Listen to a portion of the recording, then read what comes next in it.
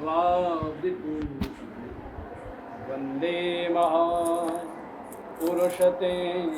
चरणारविन्दं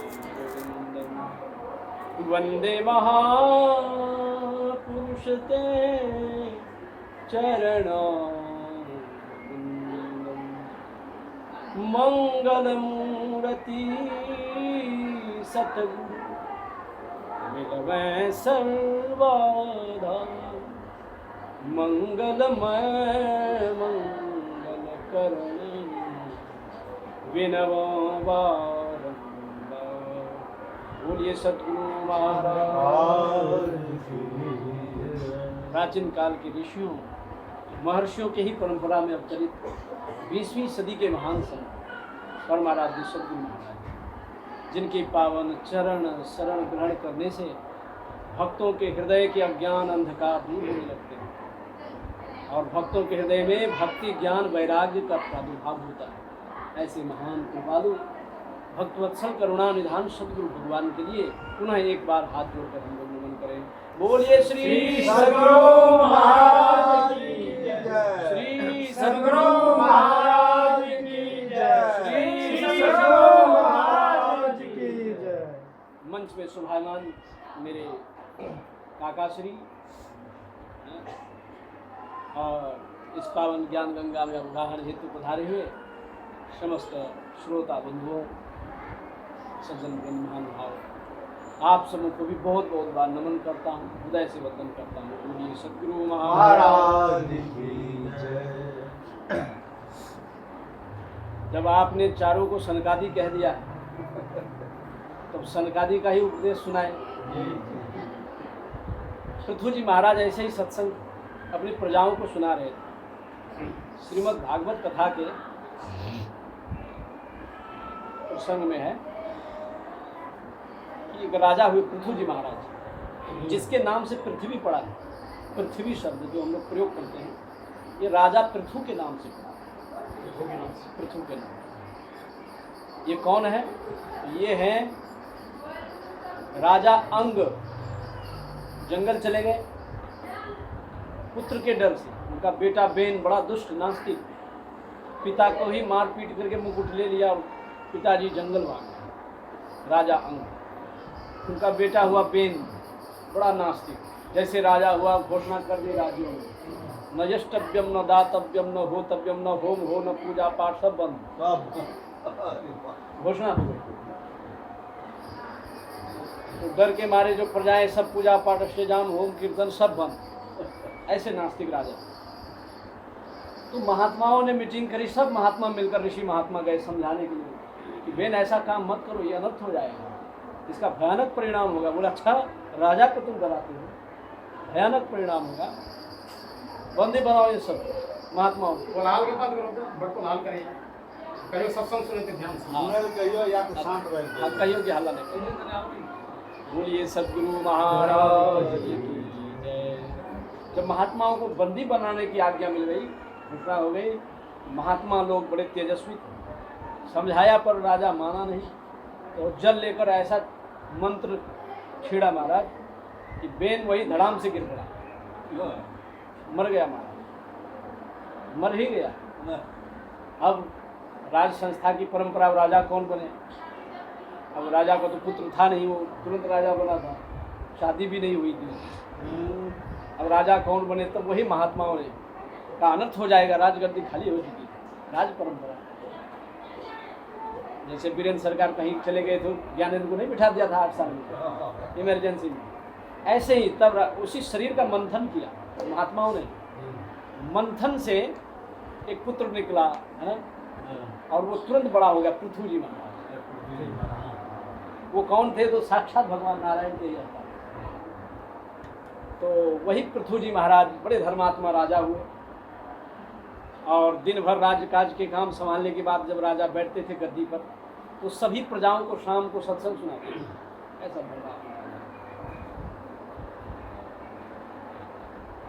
यह उद्धरेत करम राजा प्रजा धर्मे सुख क्षयम। बोले जो राजा अपने प्रजाओं को भौतिक संग सुविधा के साथ साथ, भौतिक संग सुविधा रोड बिजली बत्ती ये सारा जो व्यवस्था राजा ही तो करते हैं, इसके साथ साथ यदि धर्म की व्यवस्था नहीं करे वो राजा रौरव नरक में गिरता है। ये परंपरा तो अब है नहीं, राजा क्या धर्म कर्म जाने, सब पाखंडी हो गए। तो लेकिन उस समय राजा बड़े धर्मात्मा थे, सभी प्रजाओं को उपदेश करते थे, स्वयं धर्म का उपदेश। भगवान राम ने भी अपनी प्रजाओं को बुलाकर विपाक्ष किया, हमने बड़े भाग मानुष थे, अपनी प्रजाओं को भगवान ने उपदेश दिया। ऐसे ही महाराज पृथु उपदेश दे रहे थे। जब उपदेश दे रहे थे तो महाराज उसी समय भगवान नारायण प्रकट हुए उस सभा में।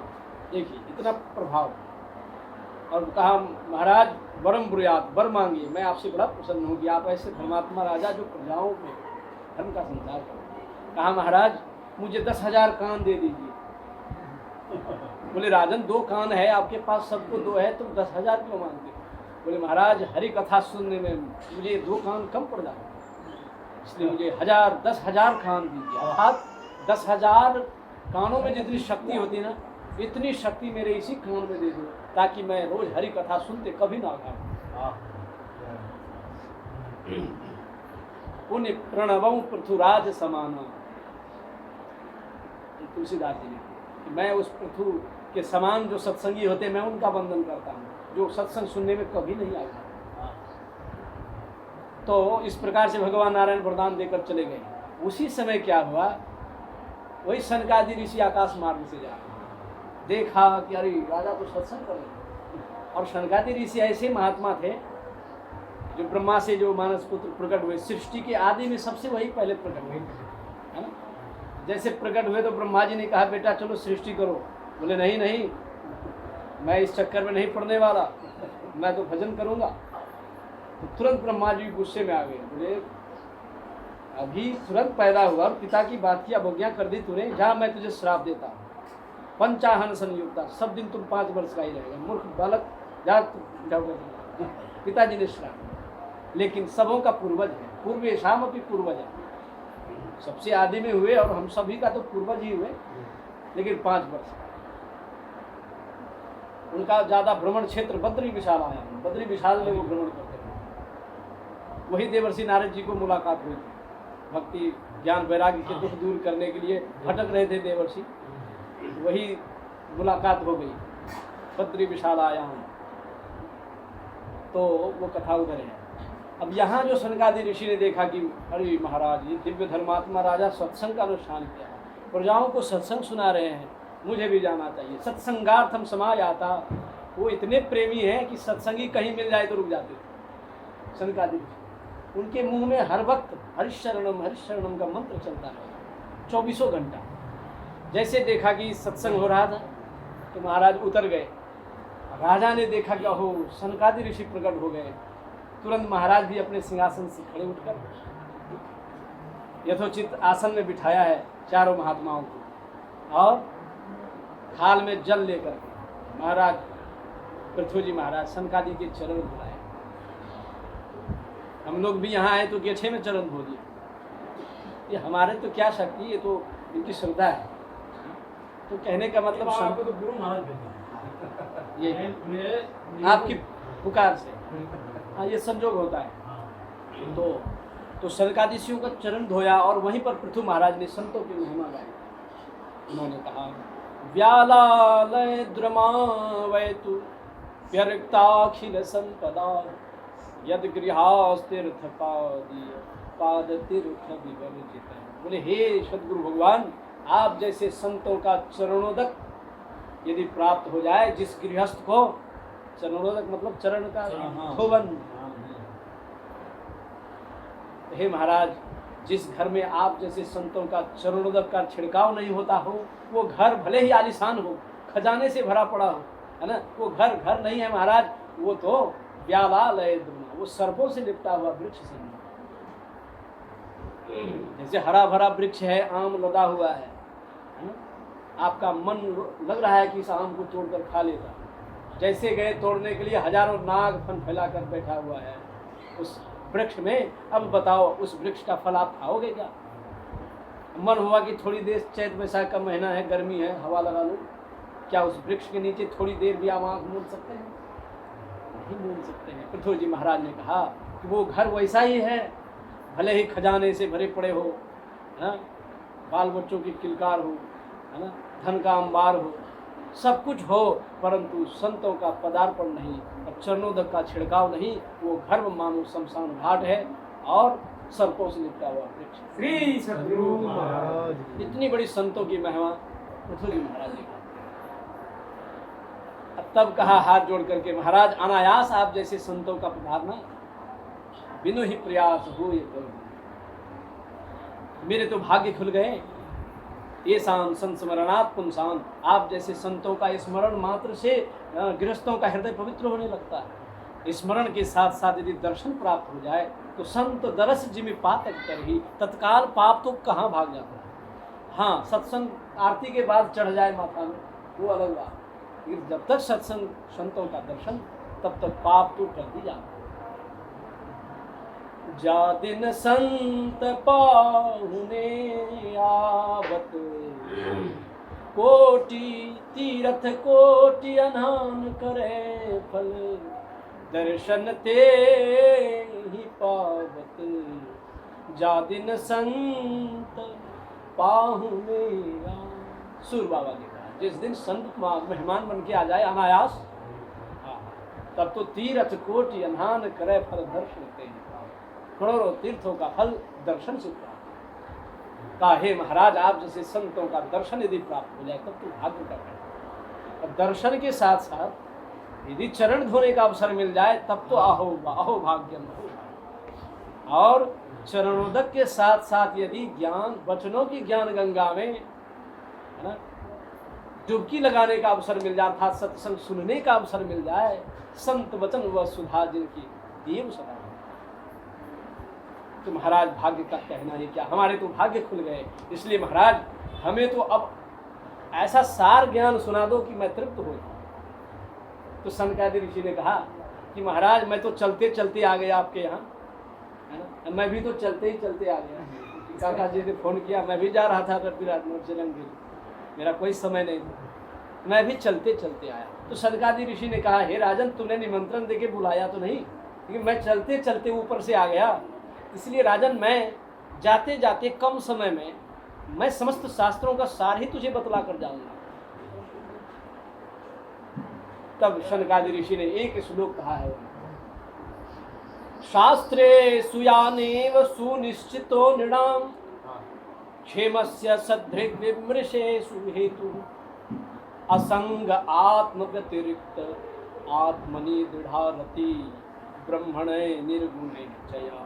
बोले, हे राजन समस्त शास्त्रों का सार ही मैं तुझे बतला दे रहा हूँ, क्योंकि जाने का समय हो गया, समझ रहे, ये आरती का भी समय हो गया, इसलिए समस्त शास्त्रों का सार शनकादिक ऋषि ने हम सबों के लिए बताया। क्या?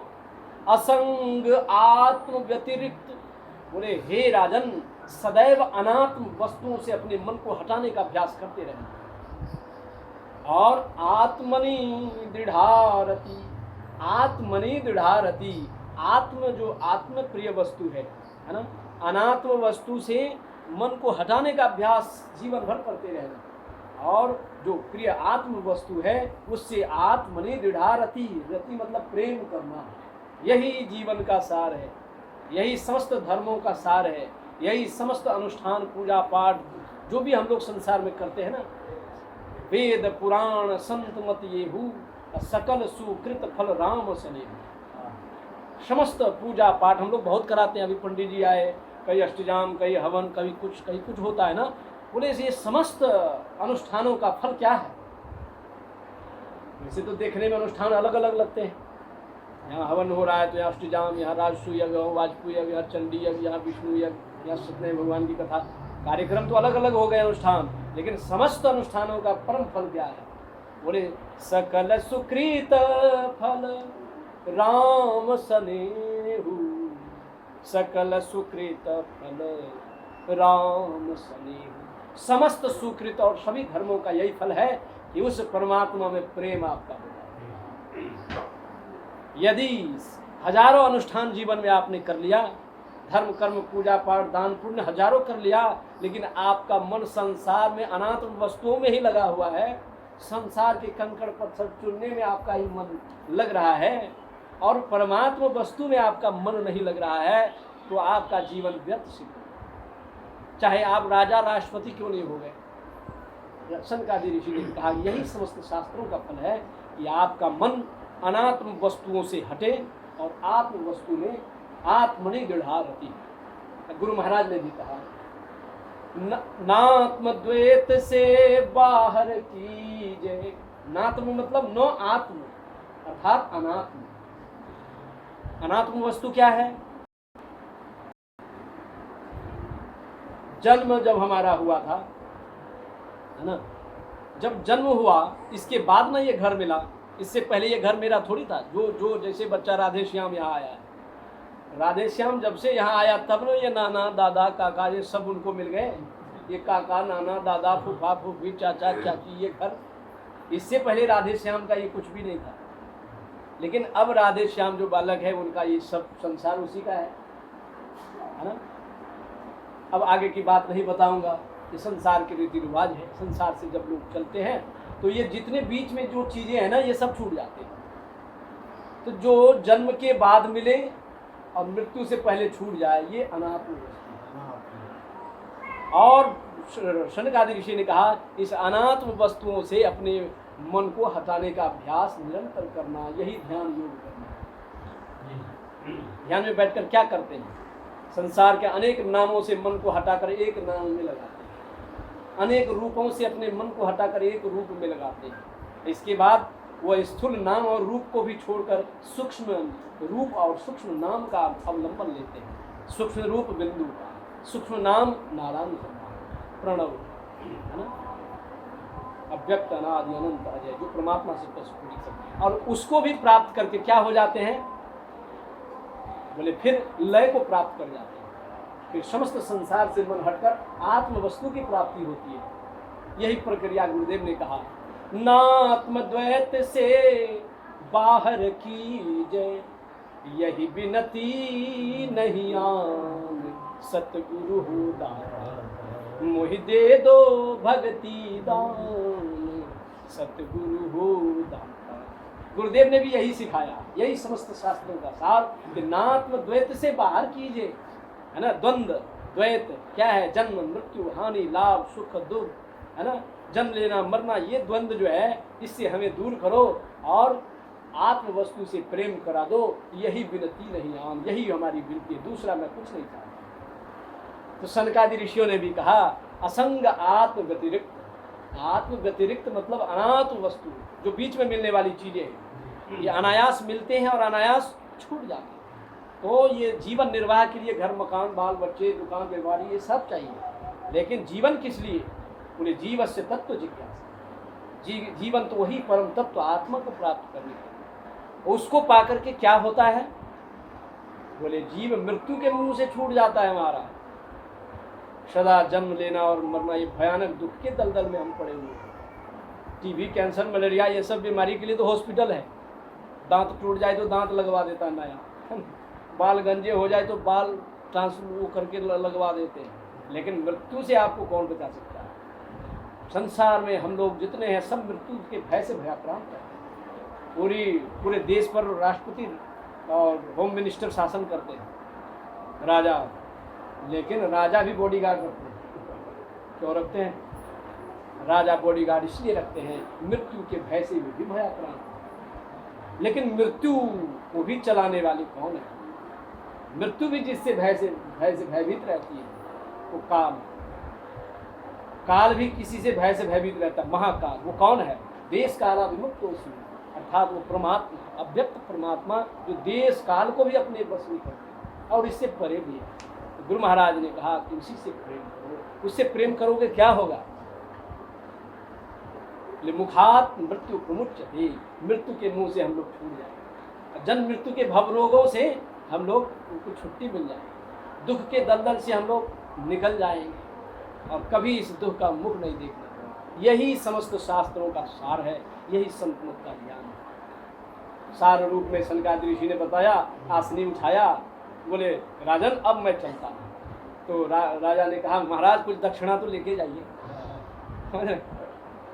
कहा राजन जैसी वस्तु का ज्ञान हमने दिया है ऐसी ही दक्षिणा क्या दे सकते हैं?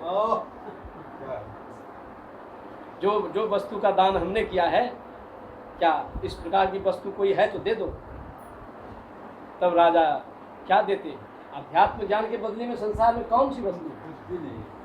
आप संतों के, ऋषियों के ऋण से कभी ऋण नहीं हो सकते। और जब आप ध्यान करेंगे, योग करेंगे, आत्मा को प्राप्त करेंगे और शास्त्रों का अध्ययन करेंगे, तब ऋषि ऋण से आप यही दक्षिणा है। ये पैसे रुपये से साधु को आप प्रसन्न नहीं कर सकते। इसलिए अभी आपने कहा ना कि मेरे समधी और मेरे दामाद अचेत अवस्था में पड़े। ये सही बात है कि आपका भाग्य है, आप दोनों एक जगह बैठ गए, यही है ना? हाँ। देखिए दोनों एक जगह ज्ञान वैराग्य बैठ गए। तो ये आपका सौभाग्य है। राष्ट्रपति समधी बन जाते ना, ये भी छोटा है इनके आगे, क्योंकि आपके समधी योगी है, योगी तपस्वी, योगी कुल में जन्म लेना और योगी कुल योगी समधी मिल जाना, है ना? ये तो संसार की सबसे बड़ी उपलब्धि है। ये मैं नहीं कहता, कौन कहते हैं? भगवान कृष्ण ने कहा। अर्जुन ने कहा महाराज थोड़ा सा भजन कर रहा हूँ, ध्यान कर रहा हूँ, मन तो नहीं लग रहा है, योग भ्रष्ट हो जाऊंगा, कहाँ जाऊंगा? ऐसी गति हमारी भी है। दीक्षा ले लेते हैं, ध्यान करते हैं, ध्यान नहीं लग रहा है, मन नहीं लग रहा है, लेकिन फिर भी अभ्यास करते हैं।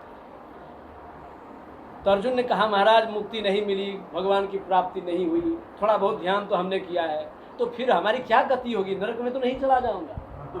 तो भगवान ने कहा नहीं पार्थ, प्राप्य पूर्ण कृतां लोकान् नुषित्वा शाश्वती समाः शुचिनां श्रीमतां गेहे योग भ्रष्टो भी जायते। बोले हे अर्जुन, जो जीवन काल में दीक्षा लेकर के, सुनिए समधी जी, दीक्षा लेकर के गुरु की शरण में जा करके गुरु से ज्ञान लेकर जो सुबह शाम थोड़ा भी योग का अभ्यास करता है, उस आत्म वस्तु के लिए प्रयास करता है, तो ऐसे मनुष्य का जब शरीर छूटता है तो भगवान ने कहा वो कभी भी अधोगति में नहीं जाता। तीनों काल में वो अधोगति में नहीं जाएगा। तो कहा महाराज कहाँ जाएगा? बोले प्राप्य पूर्ण कृतां लोकान्। बोले वो सबसे पहले पूर्ण लोक को मैं भेज देता हूँ, स्वर्ग गोलोक वैकुंठ ब्रह्मलोक को मैं भेज देता हूँ, और वहाँ सुख भोगने के बाद फिर मैं उसे धरती में पठाता हूँ, क्योंकि काम तो बाकी है, ईश्वर की प्राप्ति तो नहीं हुई, काम जो बाकी रहा तो फिर उनको जन्म देते हैं। तो जन्म कहाँ देते हैं? हसिया खुरपी छाप के यहाँ नहीं, एक ठेला रिक्शा वाले के यहाँ नहीं, समझ रहे? कि जीवन भर पीठ जला के काम करो, भूखमरी नहीं मिलती, ये तो पाप का ही तो परिणाम है। तो भगवान ने कहा देखो योग करके आया है, ध्यान किया था, इसलिए मैं इसको शुचिनाम श्रीमताम गेहे, पवित्र और श्रीमान कुल में उसको मैं भेजता हूँ। पवित्र जिस घर में मांस मछली का व्यवहार नहीं होता। हाँ दीक्षा नहीं लिया है, ऐसे भी घर है जहाँ मांस मछली नहीं चलता जी, इसको पवित्र कुल कहा जाए, लेकिन योगी का कुल नहीं है। योगी का कुल तो तब होता है जब ये दीक्षा लेकर कोई योग करता है। तो श्रीमान और पवित्र कुल में जन्म होता है पुण्य आत्मा जीव का, है ना? तो श्रीमान कुल किसे कहते हैं? जहाँ खाने पीने की कोई कमी नहीं। बच्चा जैसे जन्म लिया हेलीकॉप्टर से पशुपतिनाथ पहुँच गया, कहाँ कमाने गया वो बच्चा, है ना? जीवन भर ठेला रिक्शा चलाते हैं, एक बढ़िया मोटरसाइकिल नहीं खरीद पाते हैं, ऐसी भी स्थिति है लोगों की। लेकिन कोई बच्चा जन्म लिया, ऐसे घर में जन्म लिया कि जन्म लेते ही अयोध्या, काशी, प्रयाग, पशुपतिनाथ, काठमांडू घुमाते हैं एरोप्लेन में, वो बच्चा बिना टिकट का, बिना पैसे का घूमा। ये क्या है? ये पुण्य का प्रभाव। तो ऐसे घरों में आपका जन्म होगा, कितना बढ़िया बात। अभी जीवन भर कमाए तो इतना घर बना, अब भजन नहीं करेंगे छूट जाएगा।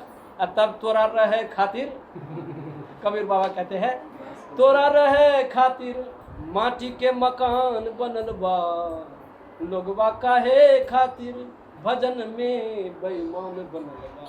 ये मकान से हटा करके और शमशान घाट में तोरा रहे खातिर माटी के मकान बनल बा। कहाँ ग्रेनाइट, कहाँ पत्थर, कहाँ टाइल्स, कहाँ ये सब हट जाएगा। कब हट जाएगा? ये थोड़े दिन के बाद। उम्र कितनी हो गई? 50-60 तो हो ही गई। इसके बाद अंतिम में क्या होगा? बोले नश्यति, नाश को प्राप्त हो गए। संत लोग यही तो बताते हैं कि बढ़िया है, भगवान की कृपा है कि उस जन्म में पुण्य किया था आपने तो पवित्र कुल मिला, है ना? अच्छा श्रीमान घर में आपका जन्म हुआ है, सब व्यवस्था पूरी है, लेकिन यदि आप भजन करेंगे नहीं करेंगे तब क्या होगा? तब तो महाराज अधोगति को प्राप्त हो जाएंगे। तब ये पवित्र कुल है ना, मानव का जीवन, ये सुविधा, ये सब छिड़ जाएंगे। तब बोले तब कहाँ जाऊंगा? बोले आत्महन गति का जो न तरई भव सागर, नर समाज असपाय सो कृत निंदक मंदमती, आत्महन गति जाए। तब चले जाएंगे अब आत्महिंसों की गति में। ये आत्महत्या क्या है? लोग कहते हैं फांसी लग गए, पॉइजन खा के आत्महत्या कर लिया। आत्महत्या नहीं, आत्मा की तो हत्या होती नहीं, इस शरीर की हत्या हो गई। आत्मा की हत्या होती है कब? जब यह शरीर पाकर के, मानव शरीर पाकर जो भजन नहीं करता है ना, तब उसकी आत्महत्या होती है। उसकी आत्मा नीच जोनी में चली जाती है। कहाँ? टॉयलेट में कीड़े बन जाते हैं। कितना आनंद आएगा? आप आओ बोलिए, ऐसी कमरा से हटा के टॉयलेट में डाल दिया आपको, है ना? कीड़े मकोड़े बन जाएंगे, पैखाना में रेंगने वाले कीड़े बन जाएंगे, कुत्ते बिल्ली सूकर कुकर आदि जन्म हो जाएगा। ये मजाक वाली बात नहीं है महाराज, यही तो अध्यात्म विज्ञान है। इस विज्ञान का पार कोई साधारण लोग थोड़ी पा सकते, तो संत का काम। तो इसलिए महाराज भगवान कृष्ण ने कहा कि यदि भक्ति करोगे, थोड़ा काल भी ध्यान करोगे, गुरु से दीक्षा लोगे तो पुण्य लोक को जाओगे, वहाँ से आओगे तो फिर पवित्र कुल में जन्म होगा, अथवा योगी नाम कुले भवती। और जब बहुत पुण्य होगा, बहुत ध्यान की चरम गति में पहुँच के जब शरीर छूटेगा, तब डायरेक्ट योगी के कुल में जन्म। तब कोई राजा रजवाड़ का घर में नहीं, राजा के घर से भी श्रेष्ठ कुल है योगियों का। जिस घर में माँ और पिता दोनों योग करते हो, उसी गर्भ से पैदा हो जाना, इसको कहते हैं योगी। जैसे हमारे पिताजी लोग योगी थे, और ऐसे योगी थे कि जीवन में एक पुत्र को पैदा किया, वो भी ऋषि ब्रह्म ऋषि के मार्ग में पठा दिया। मेरे पिताजी ने कहा इस संसार के कंकड़ पत्थर चुनने में मत लगना, जीवन मिला है, इशारा में कह दिया। कभी नहीं कहा कि तुम शादी करो, और कभी नहीं कहा कि नौकरी करना। हमको कहा संसार देखे छन नासवान जे काम के लागी आई है वह काम करो, ऐसे करो। और देखिए मुझे भी आशीर्वाद लगा, एक बेटा में संन्यास धारण कर लिया, और जो अज्ञान में पड़े हैं उनको लगता है यही सब कुछ है। जी हमसे कोई समझ रहे, ये नहीं, ये तो बहुत निकृष्ट ज्ञान है। असली ज्ञान है आप जहाँ हैं। मुझे अवसर मिला, मैं सन्यासी हो गया। आपको अवसर मिला है कि आपके समधी जी योगी है, और इसकी लड़की भी शायद वो भी दीक्षित, वो भी योगी है, और योगी आपको मिले धर्म पत्नी के रूप में, ये आपका कम बड़ा सौभाग्य है क्या? और योगी समधी जी मिले, आपका कम बड़ा सौभाग्य है क्या? राजा से भी श्रेष्ठ है ना। तो ऐसे अवसर आप मत गंवावें, यही मैं मंच से आपसे निवेदन करता हूँ। मैं जाऊँगा, है ना, आप यथाशीघ्र 6 महीना वर्जित होकर दीक्षा ले लेना, नहीं तो फिर जब जाओगे उस समय वहाँ पर, तब कहेगा, तब काल ही कर्म ही ईश्वर ही मिथ्या दोष लगा। तब जब चोरवा पकड़ा जाता है ना, तब पीटता है उसको, तो कहता है कि चोरी किया? बोले नहीं, हम नहीं किए, हम तो उस दिन वहाँ मेहमानी में थे। बहाना लगाता है, समझ रहे? बोले हम तो उस साथी के साथ वहाँ जोगबनी बॉर्डर में थे, हम कहाँ थे, समझे? जब सीसीटीवी कैमरा फुटेज निकालता है, तब देखता है कि दरवाज़ा खोल के चोरी कर रहा है।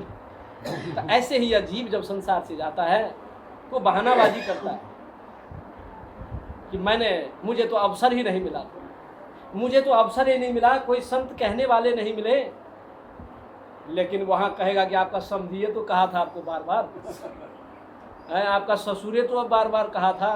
अनायास एक बाबा जी भी आ गया था, गेनालाल बाबा, परशुराम बाबा, ये सब बहुत समझाया था कि नहीं समझाया था? बोलो, तब क्या कहोगे आप सब? बोलो। फिर इनके ज्येष्ठ भ्राता श्री दीक्षित हैं, श्री सदगुरु महाराज, ये अवसर को न गंवावे। शायद मैं अनायास मैं आपके यहाँ बुला करके आता, तब थोड़ी हल्की बात, मैं बिना बुलाया आया। हेतु की कृपा उनका। इसलिए आपका सौभाग्य है कि आप योगी कुल से संबंध है आपका, ठीक है। तो जैसे राजा दशरथ को जनक जी से संबंध हुआ था, जनक जी थोड़े गरीब थे, राजा दशरथ अमीर था, लेकिन राजा दशरथ सौभाग्य मनाया कि आपके जैसे योगी मेरे समधी हो गए। राजा जनक योगी थे, बड़े बड़े ऋषि महात्मा ज्ञान लेने के लिए जाते थे। तो गृहस्थ में रह करके भी यदि आप ज्ञान ले लेते हैं और सुबह शाम बैठकर उस आत्म वस्तु का चिंतन करते हैं, तो आपके समान संसार में कोई धनवान नहीं। श्रीमान सको यश समस्त। तो इस प्रकार से सनकादि ऋषि ने अनायास आकर सत्संग सुनाया और कहा कि राजा ने कहा महाराज कुछ दक्षिणा ले लीजिए। कहा राजन, जैसा वस्तु का ज्ञान हमने दिया है ऐसी दक्षिणा दे सकते हो क्या? इस अध्यात्म ज्ञान के बदले में संसार में कोई दक्षिणा नहीं है। आप सोना का बंडल भी दे देंगे, महात्माओं के ऋण से आप ऋण नहीं हो सकते। यदि महात्माओं की इस बात को यदि आप मान लेते हैं तो संसार में इससे बड़ा है ना अवसर आपके लिए कोई अवसर नहीं। तो अंत में राजा ने कहा महाराज जो सो है मेरे पास, कुछ तो लेना ही पड़ेगा। तब राजा ने कहा प्राणादारा, प्राण